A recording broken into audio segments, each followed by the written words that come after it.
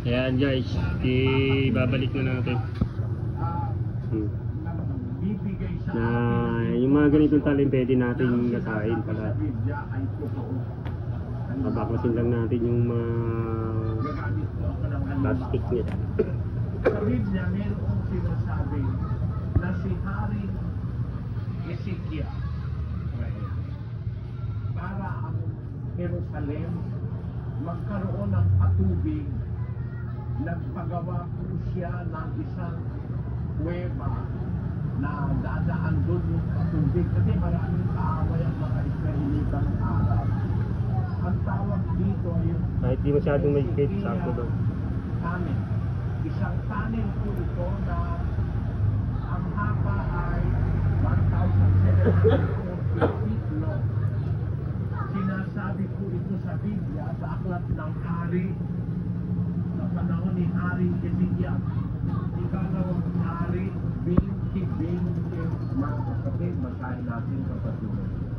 Ang iba nga sa mga gawa ni Ezekiel at ang buo niyang kapangyarihan at kung paano niya ginawa ang tutunan ng tubig at ang pagdalian at nagdala ng tubig sa bayan.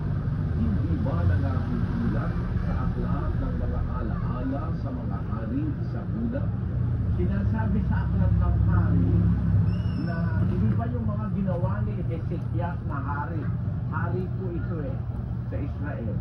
Kung paano gumawa siya ng tipunan ng tubig at yung padaluyan, kumbaga yung conduit para makaipon ng tubig sa bayan, Jerusalem. Kasi marami silang kaaway. Pagka hindi sila makakaipon ng tubig, ang ginawa ni Ezekiel, nagpahukay ng tunnel. At ang tunnel nga po ay 1,700 feet ang haba na ginagaluyan ng tubig para magdala ng tubig sa bayan. Ngayon, nakapulasan ito. Nakasulat ito sa Biblia, ilang daang taon na nakakaraan. Kasi nung isulat yung ikalawang hari, ay 580 taon bago yung panganak ng Panginoon sa Kristo.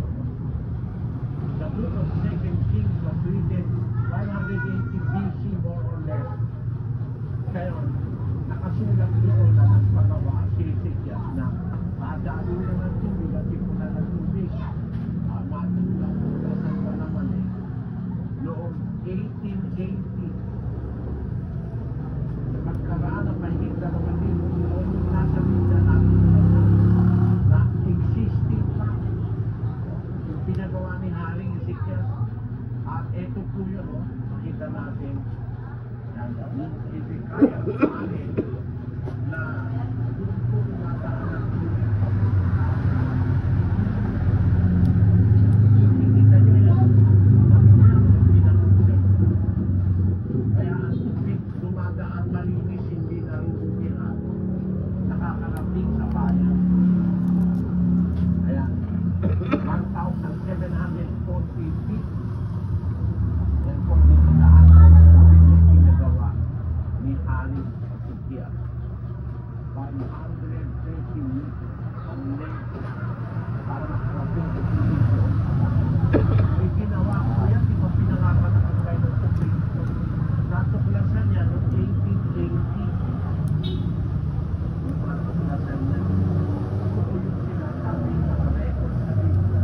Ang tubig sa tunnel ito, parang lagong sa alam niyo, makikita doon sa tunnel, may nakasulat na ang sinasabi ay yun nga ay ipinagawa ni Haring Ezekiel. Kaya kung ano yung sinasabi sa Biblia, nakikita sa ebidensya physical. Meron pong physical evidence nagpapatuo na ang Biblia hindi magkukwento lang ng baka magkwento. Gaya halimbawa ng pag-aaralan natin ngayon. Para tayo makapagtiwala sa pagiging totoo ng Biblia, Narino. mga kapatid, tutugtungan ko lang yung ating pinag-aralan ng ang nakasulat sa Biblia, bago na sa Biblia, nakasulat. So ayan guys, i-testingin natin.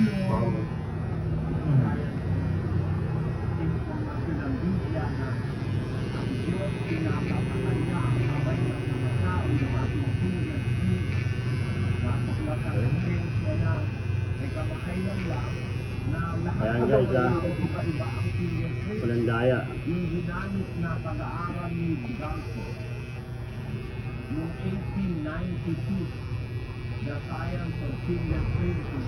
Okay. Ito lang kanya, walang tawag pareho ang fingerprint. Kahit yung pagkakabal ng tao, na magkamukha ang mukha, ang katawan, pero pagdating sa fingerprint, magkaiba sila.